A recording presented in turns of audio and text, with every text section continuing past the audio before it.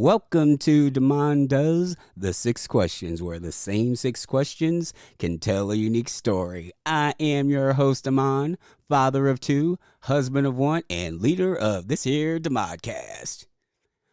My next guest is 33 1/3% of the Boondocks Podcast, the first that we know of podcast about the TV show The Boondocks. And if you haven't seen it, shame on you. Mm-hmm. What are you doing? Now she. I'm sorry. Now she does. I'm sorry. Go ahead. No, I was just saying I didn't know if you were pausing for me to like hop in, but no, it's obviously stylized. See, this is what an amateur I am. But go ahead. She does. She does SEO and talks a lot of shit on Twitter.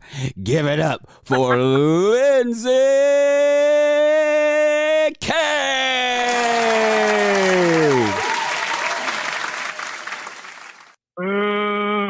No, I'm totally joking. But that is pretty amazing. If there's anything most people online know me for, it's talking shit. On even LinkedIn, like I get these emails now from LinkedIn editors. Yes. And I'm pretty sure it's like generated, but like these editors reach out to me. Maybe they'll say like, oh, we're having a conversation about advertising during COVID. We think you would add valuable insight. Would you please comment on this post? And clearly they're doing it because they know I just come in and like shit talk. So they're like, oh, come in here and post and get people riled up. Though my intention is not to sow drama, I just have very strong opinions on things, and I have no qualms about expressing them. And I am here for it. Thank you. A lot of people are not. You are the first person I have ever met that has started fights on LinkedIn. That is a special kind of shit talking. I mean, I don't start them per se. I'll just it seems like people pose these questions, and I don't mean to sound judgmental, but it seems like people just give these really politically correct cookie cutter answers or variations of the same answers. And I like to come in and say, wait, hold on, pause for a minute. Like they were having a conversation about advertising during college football games and if it was unethical, because this was way back earlier in the pandemic when no one really knew what was going on. And I just said, so everyone's talking and they told me, oh, come in and post. And I'm just like, everyone's chill with just talking about how much we should shift advertising spending during COVID and not the fact that we shouldn't have children playing a sport, a contact sport during a global pandemic that we don't understand. We're all cool with that. Now, then, of course, several people started to argue with me, but I had no problem finishing those. So it just is what it is. And I'm not a jerk. Like, if you can best me, like, if you have something, like, if you just say to me, like, well, listen, the world has to go on, business has to go on, that's just the nature of America, I may still agree with you, but I'll be like, yeah, I understand where you're coming from. You're still ethically wrong, but I understand what you're saying, So, boy. Yeah, I totally get you. How did... So, from your perspective, how did the Boondocks podcast come together? Or should we introduce what the Boondocks podcast is before we get into how it came together? Well, whichever you want to do. We'll do 2 birds with 1 stone. So the Boondocks podcast, it really is a podcast that's about social justice and Black culture, Black society, and how we're what's sort of going on in the world today, particularly here in the United States, and how so much of what was written about in the Boondocks, in the cartoon, the comic strip, etc., relates so prevalently to what is occurring with civil rights and Black society here in America today in 2021. Keep in mind the show, the cartoon, I believe, was published around the year 2000. And just for so much of it to still be so relevant and so eerily on point at times, it just makes the perfect framework to sit and sort of have these conversations around Black people in politics, the trial of R. Kelly, we saw Surviving R. Kelly come out last year. And so it's just a very interesting listen. I I encourage you all to download and enjoy. But how I came to know about it was actually me and my bestie, Danielle from the Trash Talking Podcast. We used to do everything together, pretty inseparable. And then I moved out to the West Coast. She's still on the East Coast. And we would have these conversations and we just thought we were so funny. So we put out this BS podcast, which is really just us having our phone conversations live for all the world to hear. It started out with structure, but we lost that along the way. So it's really just two best friends talking shit online. And so she actually saw, because she loves Letterkenny. So Tiara, one of the hosts of the Boondocks Podcast, and then her husband, Dean, they run a podcast about Letterkenny called How Are You Now? And her being like an obsessive Letterkenny fan, like she runs the No Context Letterkenny accounts on Twitter and Instagram and stuff, and they have pretty huge followings. So she always followed them, and she said, hey, look, they're doing this thing on the Boondocks. I know you love the Boondocks because I often make Uncle Ruckus jokes. And I was like, oh, that's so cool. And she's like, yeah, they're looking for another host. Like, you should do it. And so I just reached out to Dean and Tiara and ended up on the show. And then they were also talking with MJ, our other host, who also has a podcast on which is really on trend on cannabis and proper cannabis use. And that sort of stuff, which I also need to learn about. So then we all just came together and the magic kind of happened. So you guys didn't know each other before all this? No, not at all. Really? And it's eerily creepy how we kind of vibe together. Like, we're all very different, but I think similar enough that there's like a really good chemistry. It's magic. I thought maybe I'd missed something or something like that. I thought y'all had known each other for a while. The way y'all have amazing chemistry. That's crazy. Wow. Yeah. Oh wow. Whew.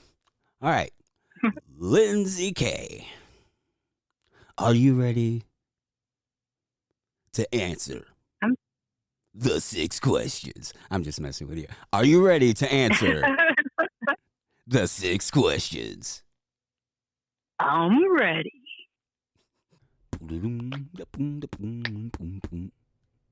Question number 1. I guess you've kind of already answered this one, so I'm not sure where we go with this. Because the first question is, when did you know you wanted to be a podcaster? I can double answer it though. So Trash Talking Podcast is where it all started, and this podcast actually existed way back, I want to say in 2017 we did it. And it had more structure back then. We had like games we would play and specific topics, and we really came prepared. We're like, we're going to be podcasters. We're going to do this. And like, I had heard things like Watch What Crappens.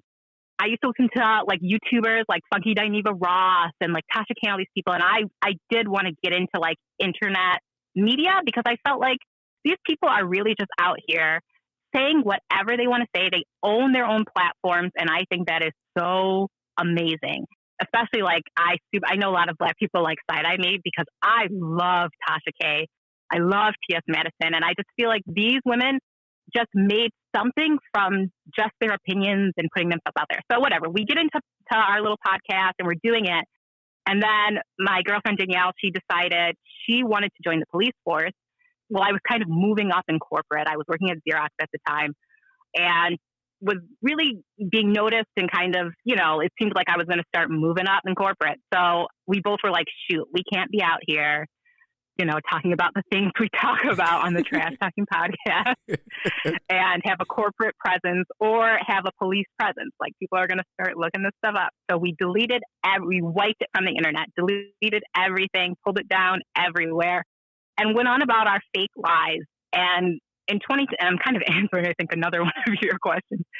And so then I went through so much BS in my last job, and so much happened with the police force that Danielle said, I don't want anything to do with it, the police force. And I said, corporate America is full of shit. I went to Catholic school, and when I was younger, believe it or not, I was very meek and mild-mannered. I was still always kind of silly and out there, but I was very obedient, very just let me respect my elders, never question authority out loud, do what I'm told to do, da, da, da, da, da. But like just the more I sort of just saw the duality and fakeness of corporate culture, like just because you act proper and then you turn around and like, you know, say the worst things you've ever heard said about another person, like you are not classy, you are not posh, you are not professional. And I just started to really throw away all my misconceptions about like just people and what's real and what's fake. So we just said, you know what? F it. Trash Talking Podcast makes us happy. We're doing this. We're going to create a space where we can be our authentic selves. And I don't care who finds it vulgar, blue, disgusting, whatever, because we speak the truth. And if you don't like the way it's delivered, that's great. Don't listen. The end. And there you have it. Yeah.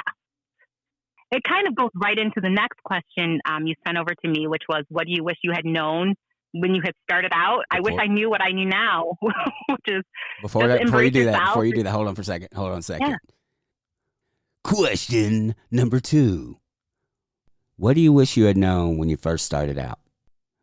That's exactly what I wish I'd known. Just to be myself. Sorry. Just to, you know, embrace it. Like I think at that age, like seduced or mesmerized the way in which many people are by, I'm going to be a successful corporate businesswoman and I'm going to, you know, wear shiny high heels and stand in front of board.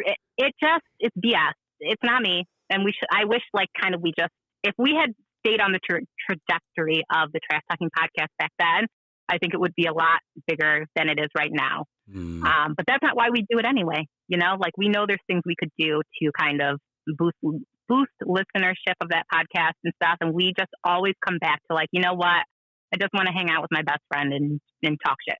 So that's what we keep doing.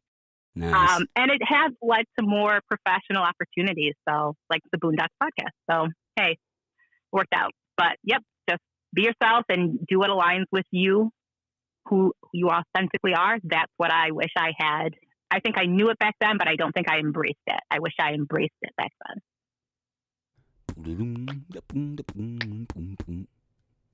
Question number 3. What's your go-to order at your favorite hometown restaurant? So this question, I was so like, I even asked my husband, I was like, what's my favorite restaurant back in Rochester? That's where I'm from. And he was like, oh, Ethiopian food. I was like, no, it's not. What? Right. And he was like, yes, it is. That's always where, you know, we'd go the most. And that's true. But honestly, I am a small plates girl. I don't like eating the same things all the time.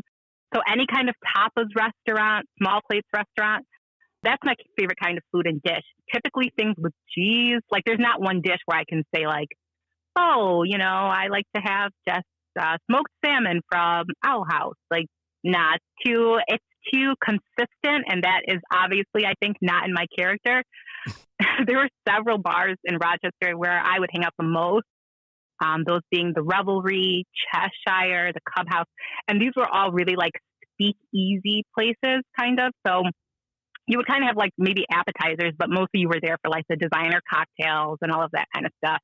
So that's more my speed, or just any place where you can sit down with like a group of people and just share small plates, eat family style, and have good booze.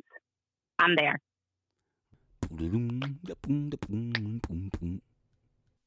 Question number 4. What are you curious about? The answer is, I know you probably get this answer a lot. It's everything. Too curious for my own good. Like I was definitely that kid where my mom used to be like, girl, like, okay, go look it up, go research it, stop digging at this, or let well enough be good enough and all of that stuff, leave well enough alone. There's not a thing on this planet that I'm not curious about. But what I am most curious about, I would say, are 2 things. One is kind of like the interconnectivity of everything. The circle of life is real, y'all. Like it's not just a song in The Lion King. Even from microbes and like how they interact with each other and bacteria. I like love to read like scientific articles about like the way in which bacteria communicate with each other, which they totally do. Before I kind of got into podcasting, my screen name on Twitter was CRISPR Baby, because I just thought like, what a fascinating notion that you can, put gifts and this kind of stuff and edit people's genes and stuff.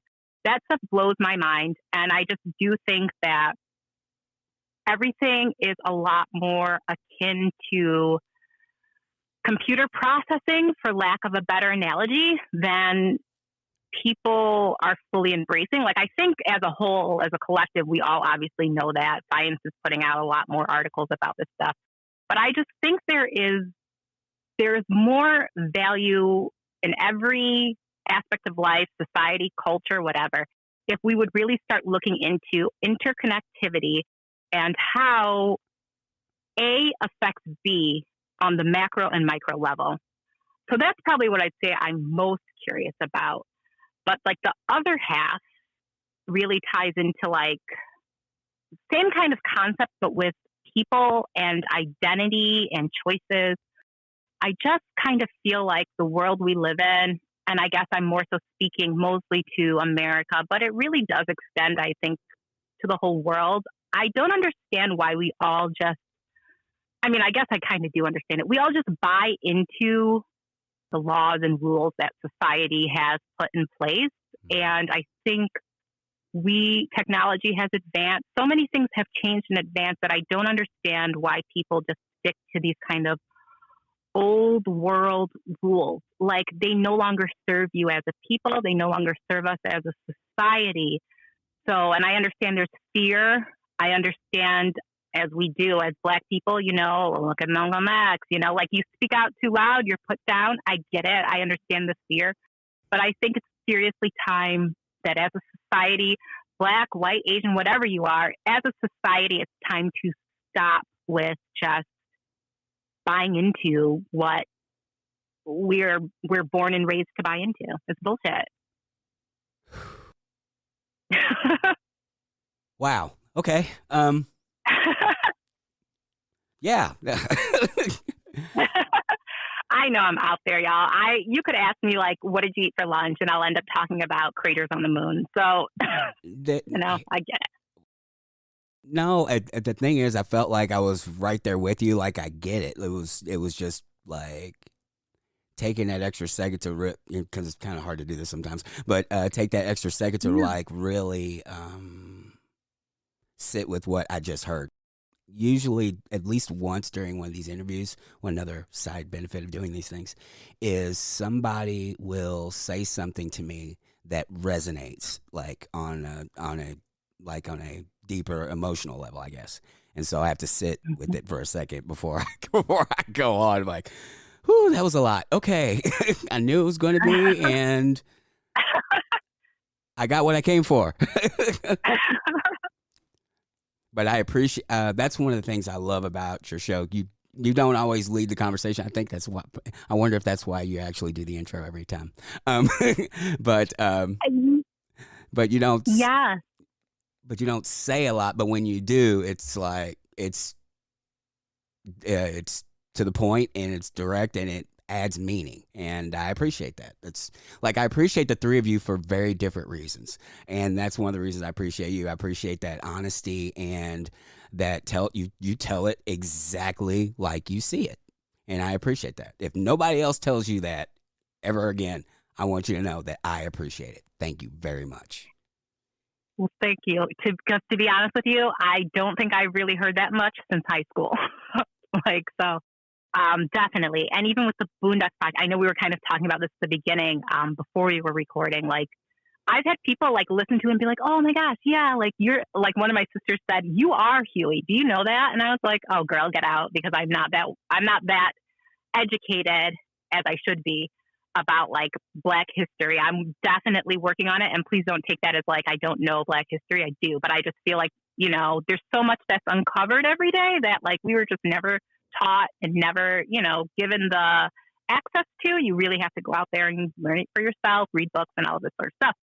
So she was like, you should speak up more and that. But I think there is, and I've said this to the girls and to Dean as well, and even I consider MJ's husband, he's like our silent fifth partner. Mm-hmm. Like, there is a flow and a magic to what's going on there. And I don't think I need to be more vocal on that podcast. I chime in where I feel it's valuable, and I let the ladies definitely carry out their magic as well, I think. It works to me. I think it's a beautiful symphony, and I don't know, I like it.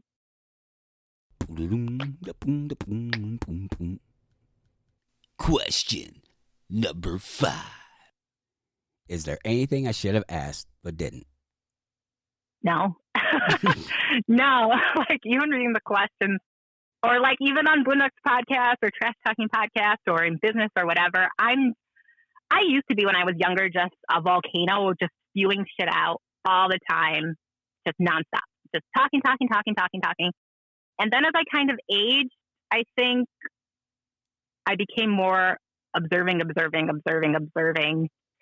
and just kind of responding to the world instead of trying to force anything or put anything out there.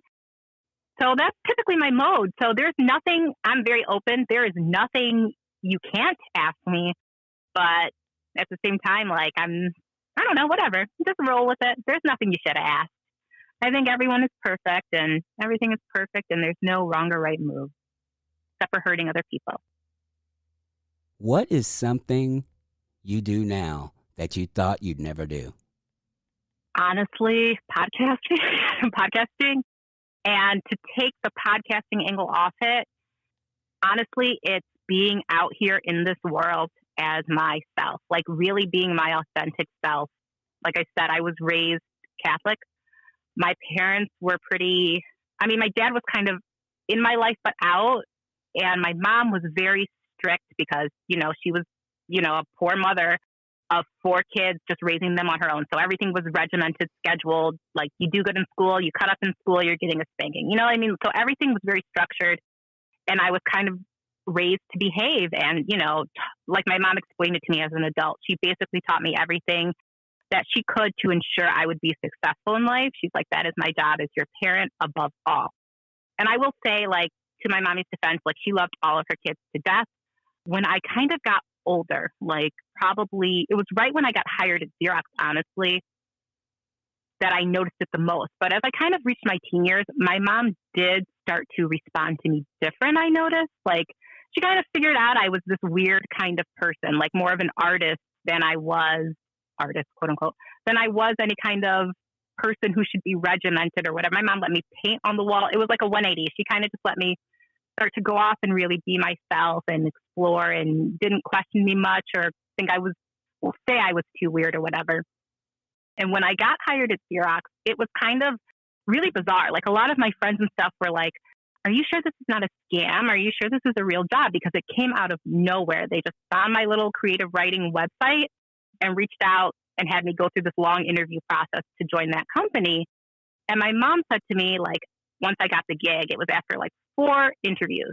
And she said, I'm really proud of you, and I want you to be proud that you achieved this. But I want you to go into this with a very clear understanding that these people are never going to accept you.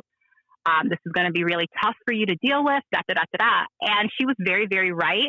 Now, and that's not against anyone at Xerox. Xerox was probably the best corporate situation I've ever been in. Like, people actually cared about you and, like, wanted to teach you and work with you and this sort of stuff. There were still a lot of issues that went on, as with any business.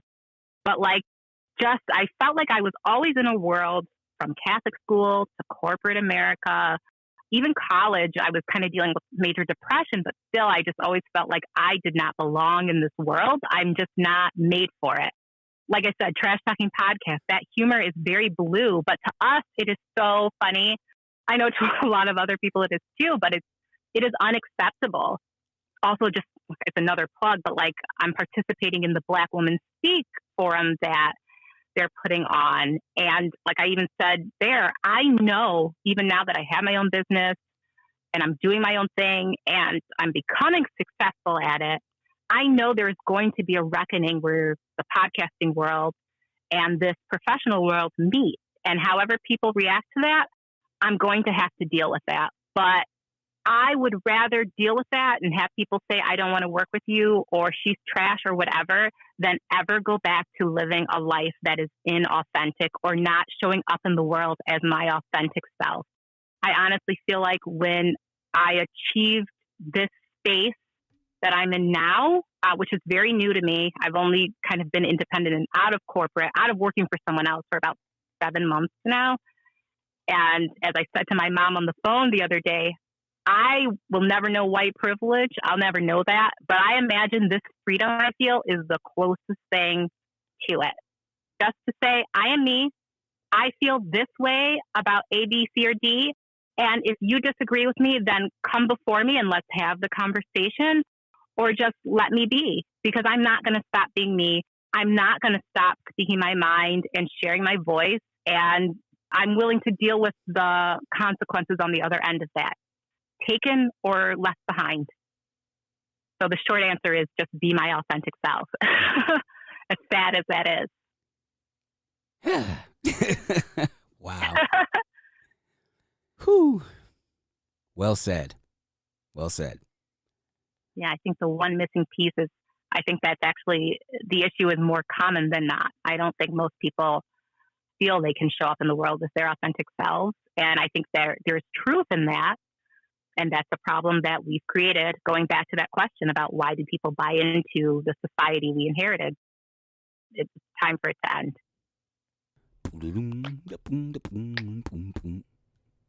Question number 6. If you could create a new holiday, what would it commemorate? This is a corny one. Maybe I should have picked a different answer, but for me, it would be a week off. Everyone in America should take a freaking week off, and we should all participate in the democratic process during that week. That's just how it is. That's just how it should be. Shut it down and get it in order. And I know we all know the arguments for and against this. I don't think there's any valid argument against it, but that's just how it should be, you guys. We're supposed to be a country, supposed to be, quote unquote, a country built on democracy and all of this sort of stuff. So if there's anything we should celebrate in this country or honor, it should be the democratic process. But, you know, they don't want that. But I won't go into a tirade. But that's what it would be. All right, this is the part where you tell all our listeners how to find you on the interwebs. And go. You can find me on Twitter at LYNX_KEI. That's at Lynxi Kei. You can also go to boondockspod.com. You can go to trashtalkingpod.com. And I mean, that's pretty much it. I mean, if you need SEO services, I try to keep my podcasting and business life separate, but I do have my own little SEO business, y'all. I am very good at what I do, and it is called Stellium SEO. You can also reach out to me there. And I guess that's it. Lindsey, thank you so much for coming on here. Thank you so much. I'm out there. Well, she's one of a kind, shows up as her authentic self, and that's beautiful. If you want to show us some love, head over to Apple Podcasts and leave a 5-star rating and review. It's supposed to help drive the show up the charts so more people can join the conversation. So if you can help me out, that would be awesome. And next week, we continue the honoring of Black History Month as I go on another solo adventure. This time, we learn about the first African-American female to hold a pilot's license, Bessie Coleman. So until next time, see it, hear it, speak it,